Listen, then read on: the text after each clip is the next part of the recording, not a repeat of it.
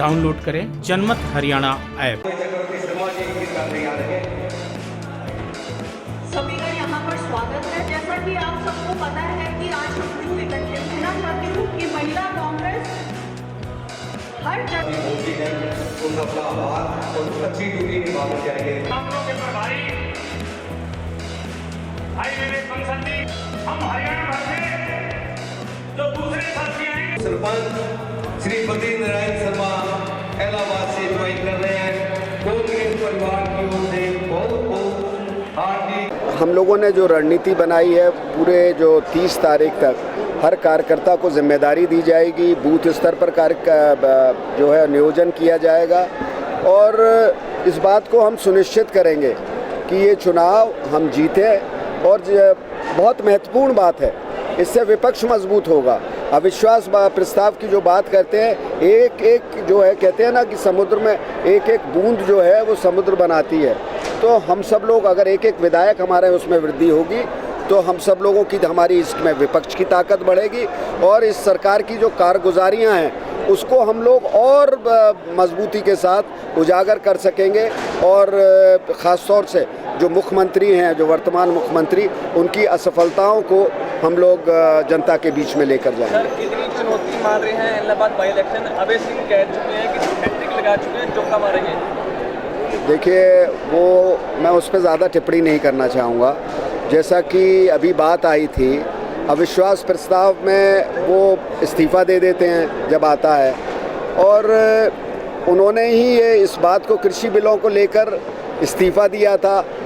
तो मैं सच में अपने दिमाग को बहुत ज़ोर देता हूँ कि परिस्थिति क्या बदली कि वो दोबारा चुनाव में आ रहे हैं। क्या उन्होंने आदरणीय प्रधानमंत्री जी के माध्यम से कृषि बिल पे कोई आश्वासन ले लिया है कि उनको निरस्त कर दिया जाएगा?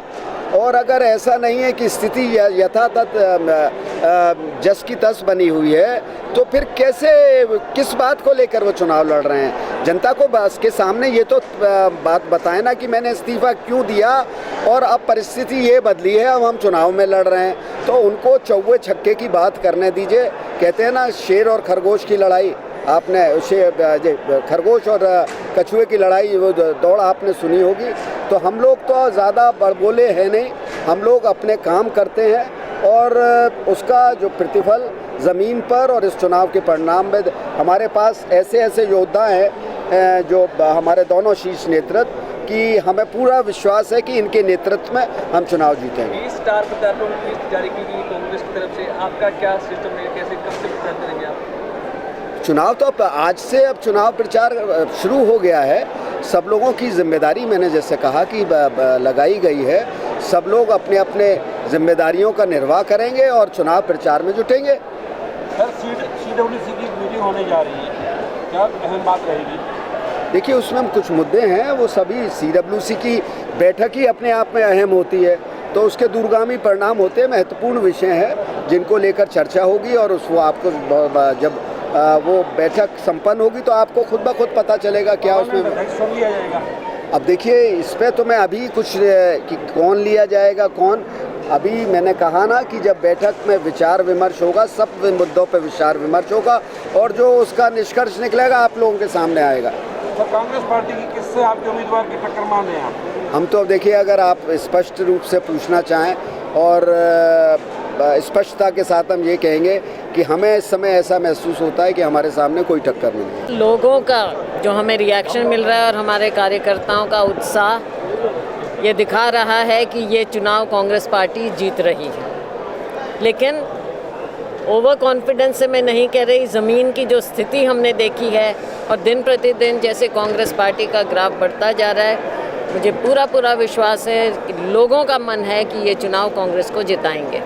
पूर्व मंत्री जगदीश नेहरा के आने से कितनी मजबूती मिलेगी? बहुत अच्छी बात है, हमारे पुराने कांग्रेस पार्टी के स्तंभ रहे हैं और अब उनकी घर वापसी हुई है, पूरी मजबूती मिलेगी। ये पहले यहाँ से चुनाव लड़ भी चुके, पूरे एरिया को अच्छे से जानते हैं। लोक दल को अच्छी टक्कर यहाँ पे कोई मुख्य रूप से देता था, वो जगदीश नेहरा जी थे। अभी रमेश बादू भी बीजेपी ज्वाइन कर चुके हैं। अब देखिए, अब तो उनको लोगों के बीच में जाना मुश्किल हो जाएगा। बीजेपी ज्वाइन किया आज के दिन ऐसे समय में किसानों की बात उठाने की, मजदूरों की, गरीबों की आवाज़ उठाने की है, और बीजेपी में जा रहे हैं। लोगों को क्या जवाब देंगे वो? तस्वीर तो बदली हुई है। जो ये सरकार से हर वर्ग विमुख है।